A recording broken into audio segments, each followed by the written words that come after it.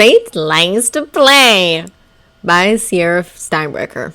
Chapter 14. Hopeless Romantics.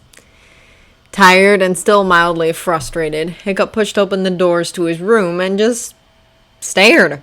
Someone had completely transformed the room. The table he usually used as a desk was no longer covered in papers. Instead, a fine linen tablecloth edged in lace covered the surface. Cast iron candlesticks rested on either side of a huge bouquet of wildflowers, white candles standing elegant and still unlit. 2 places were set with fine dishes and goblets, silverware and napkins, and beside each plate was a small box. Mark stepped out of the shadows. "We heard what happened this morning with the king in the rug competition, but we didn't want it to spoil your anniversary." The cook also stepped forward, balancing 2 small platters. "Do you like it?" Hiccup let a smile split open his tired expression. "We'll tell you after dinner." Mark laughed and took the trays from the cook, transferring the deliciously seasoned fish onto the plates and adding a few other dishes to Hiccup's plate. He lit the 2 candles and receded from view. "Call us when you're ready for dessert." Hiccup smiled at his friend. As much as Mark liked to tease, the boy did have a few kind bones in him. The prince pulled out a chair for Toothless, and she fluttered down into it from her position beside him. After he took his own seat across from her, both dug into the meal, frequently exclaiming over the delicious food. After the fish was about half finished, Hiccup sat back and noticed the box beside his napkin for the first time. Funny, he'd been keeping his gift for Toothless in one just like it, was it? Hiccup cracked open the lid and peeked inside. There sat the gold pin on a bed of fabric fragments. Well, no time like the present. He picked up the small box, stood up out of his chair, and walked over to Toothless's side of the table. "Happy anniversary!" and set the box down on the side of her plate that wasn't already occupied. He held his breath as she knocked off the lid with a wingtip and examined the tiny pin. "Why did I have to make her a pin? Where's she going to put it? I should have gotten her a necklace, but that would have gotten tangled with her wedding one. I should have..." The sensation of scales against his cheek pulled him from his mind, and he looked down. Toothless was kissing him. He blushed, bright red, and froze where he stood until Toothless did something that sounded far too much like a laugh for his liking. The sound jolted him out of the love-struck daze, and he unclasped the pin, winding it through the links on her marriage chain so that it hung beside the ring. She picked up the unopened box that rested on the other side of her plate with both front paws.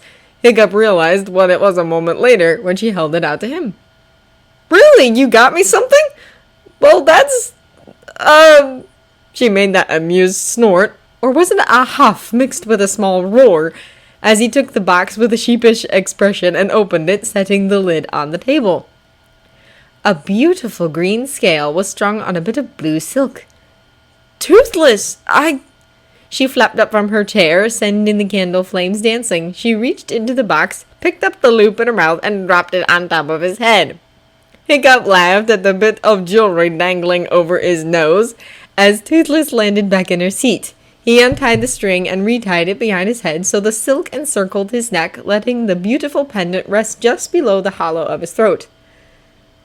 "Thank you, Toothless." He laid a gentle kiss on her cheek just as she had done and returned to his seat to finish the meal. When they finished with the fish, Mark came forward and removed their plates, replacing them with 2 small ones and a platter of chocolate-covered strawberries. But these were not the sorts of treats children made for some fun. These delicacies were covered in rich milk chocolate with white and dark chocolate drizzled over the top in elaborate swirls and patterns. The green tops had been removed for ease, and the firelight glistened off the candied tops as pink as, well, strawberries. Hiccup eagerly grabbed one and was about to put it in his mouth when he got an idea. He reached over the table and offered the berry to Toothless. Instead of taking it and putting it on her plate, she extended her neck forward and bit right into it. Hiccup laughed. "That works." Toothless seemed to think so too, because she hopped onto the table, grabbed a berry between her paws, and held it up to Hiccup. He leaned down and took a bite out of the offering. Then he decided to have a little fun. He took another bite, and this time he just nipped the tips of her toes. Toothless pulled back, chirping in both surprise and delight.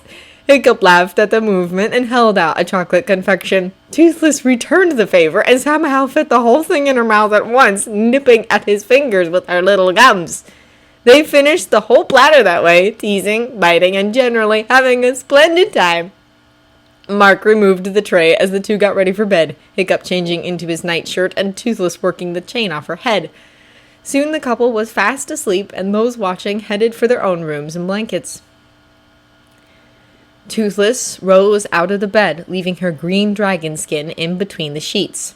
She crossed the room in 2 strides and opened the door to her wardrobe, searching again for the loose floorboard. Within minutes, she'd popped it out and retrieved a black dragon skin from the small compartment. She opened the largest window in the room, something bigger than most people's doors, and wrapped herself in the black leather. Her ear plates twitched as she checked the magnificent wings and tail, ensuring that everything from her green eyes to her tail fins was in order. With a look over her shoulder at her sleeping husband, she dove into the night determined to solve their rug problem in such a way that Stoic couldn't possibly find fault with either of them.